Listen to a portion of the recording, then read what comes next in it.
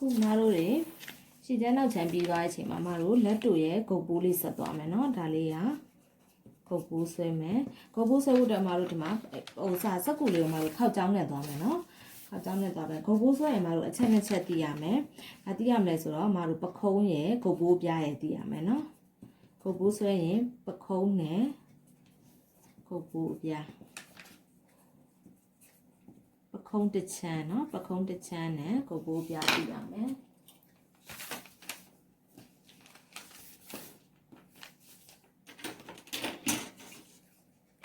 ရင်းဆုံးမားတို့ဒီအောက်ကနေပြီးတော့ရင်းဖြောက်လေးတစ်ကြောင်အရင်ဆွဲထားလိုက်မယ်နော်ဆွဲထားပြီးရင်မားတို့ဒီမှာလေပုံသင်နည်းထဲမှာမားတို့ဂုတ်ပိုးပြားကအဖြည့်ရှိပြီးသားနော်ဂုတ်ပိုးပြားဘယ်လောက်ရထားလဲဆိုတော့6.2အဲ့တော့မားတို့ဒီမှာခောက်ချောင်းဘက်ကနေပြီးတော့ဂုတ်ပိုးပြား6.2ကိုအရင်မှတ်လိုက်မယ်ဒီမှာ6.2နော်ဒီဘေးကကြတော့ဂုတ်ပိုးပြားမှတ်မယ်ဒီအလျားလိုက်ကြတော့မားတို့ကပခုံးတစ်ချမ်းမှတ်မယ်ပခုံးတစ်ချမ်းကြတော့9.4နော်နော်မားတို့ဒီမှာပခုံးတစ်ချမ်းက9.4မှတ်ညအောင်ထပ်မှတ်မယ်ဂုတ်ပိုးပြားက6.2နော်ဒါလေးကိုဆွဲမယ်ဒီမှာလည်းမားတို့ပခုံးတစ်ချမ်းမှတ်မယ်9.4နှစ်မှတ်ကလေးသုံးသွားရနော်ဘာလို့ဆိုတော့မားတို့မြင်းနေမဆောင်းအောင်မရိုင်သွားအောင်လို့အဲဆိုရင်ဂုတ်ပိုးပြားနဲ့ပခုံးတစ်ချမ်းကိုမတို့ပေါင်လေးခတ်လိုက်ပြီးရင်ဆုံးနော်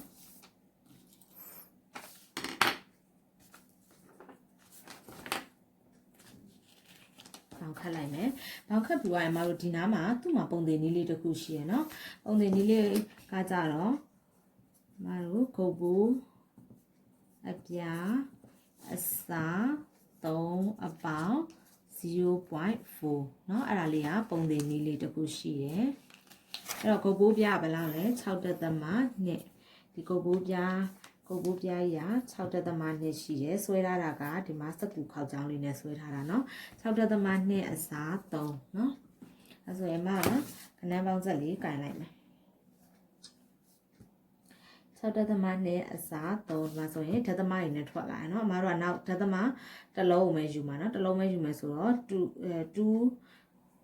2ပေါ့เนาะ2ပြီးသွားလို့ရှိရင်အမတို့ဒီမှာ 0.6 က5ထက်ကျော်တော့ရှေ့ကိုတစ်စိတ်တူလိုက်တော့ 2.1 ရတာကွာ 2.1 မှာအမတို့ကခဏပေါင်းဆက်ကင်တော့တစ်စိတ်လျှော့ပြီးတော့2ဝဲကျန်မှာအဲ့2ကိုအမတို့က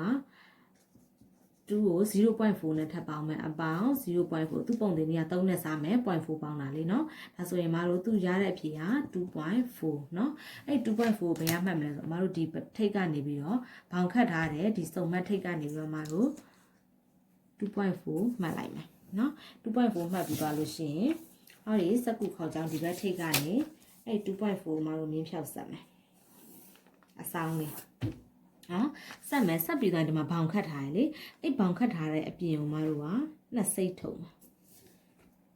0.2 ဟိုဘက်ကိုနှစ်စိတ်ကြော်ထုတ်တယ်နော်နှစ်စိတ်ထုတ်ပြီးတော့မတို့ဒီအောက်ကဒီအစုံလေးနဲ့ပဲဒီလိုစောင်းစောင်းလေးဆက်လိုက်မယ်နော်စောင်းလေးဆက်မယ်ဒါပြီးသွားလို့ရှိရင်မတို့တွေတောင်းမှန်ပေးတယ်လေးကင်မယ်တောင်းမှန်ပေးတယ်လေးကင်ပြီးသွားလို့ရှိရင်လေဘင်းပေါက်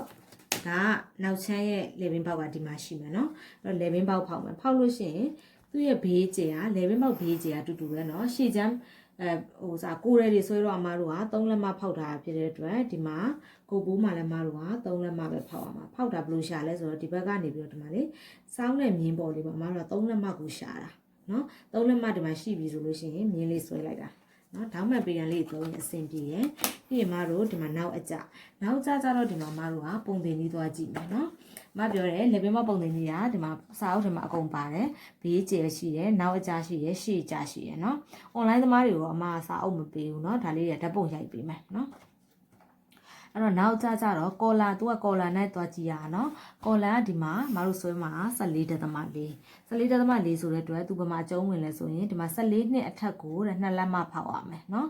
ကော်လာ73.4နဲ့အောက်ကို1လက်မ4စိမ့်နော်နောက်ကြမှာ2ချက်ပဲရှိရနော်အဲ့တော့မတို့အခု2လက်မဖောက်အောင်ပါပေါ့ဒါဆိုရင်ပေတန်းစောကမတို့ဒီလိုလေးဘေးကျေရှာရတာနော်ရှာပြီးမတို့ပေတန်းဒီလိုပြန်လှည့်လိုက်မယ်လှည့်ပြီးရင်ဒီမြင်းပေါ်မှာပဲပြန်တင်ပြီးတော့နောက်အကြက2လက်မဒါဒီဟာ 2 လက်မနောက်အကျဒါလေးကဘေးအကျ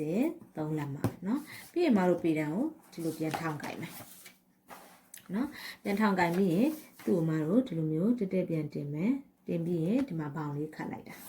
เนาะပြီးရင်မလွတ်သေးဘူးဘောင်လေးခတ်မယ်ခတ်ပြီးတော့အမတို့ဒီမှာပြန်ဒီတက်တက်45ဒီဂရီဒါလေးကိုအမှတ်ကလေးမှတ်လိုက်မယ်เนาะဒီနေရာလေးကိုမှတ်ပြီးမှအမတို့ကဟောဒီထိတ်ကလေးနဲ့အဲ့ဒါလေးကိုဒီလိုမြင်းလေးနဲ့ဆက်မယ်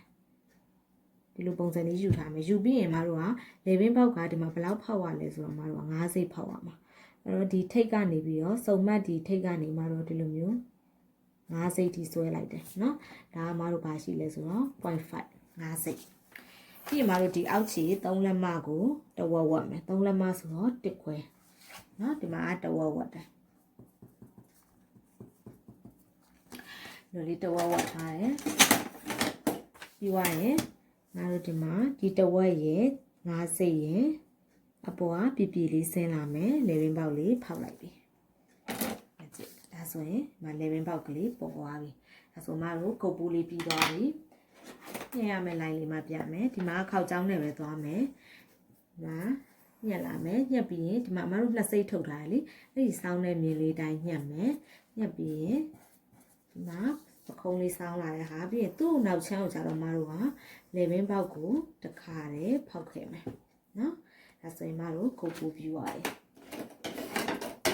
ဒါဆိုရင်မပတ်တန်ကိုပါတခါတည်းညှက်ပြလိုက်မယ်နော်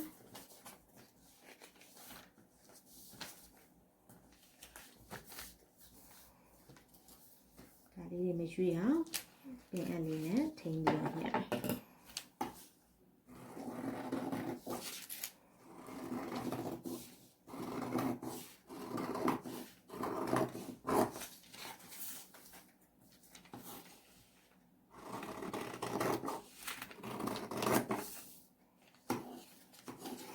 ပြီးမှတော့နောက်ချက်ကုတ်ပိုးကိုကြတော့လေဘင်းပေါက်တစ်ခါလည်းဖောက်မယ်နော်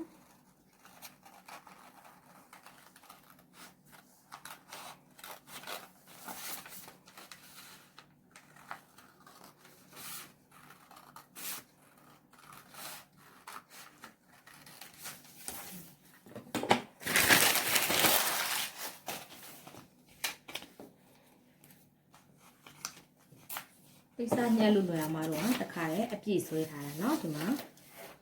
ဖြန့်ကြည့်လိုက်ရင်ဒီမှာနောက်ချမ်းတာကိုအပြည့်ပဲเนาะ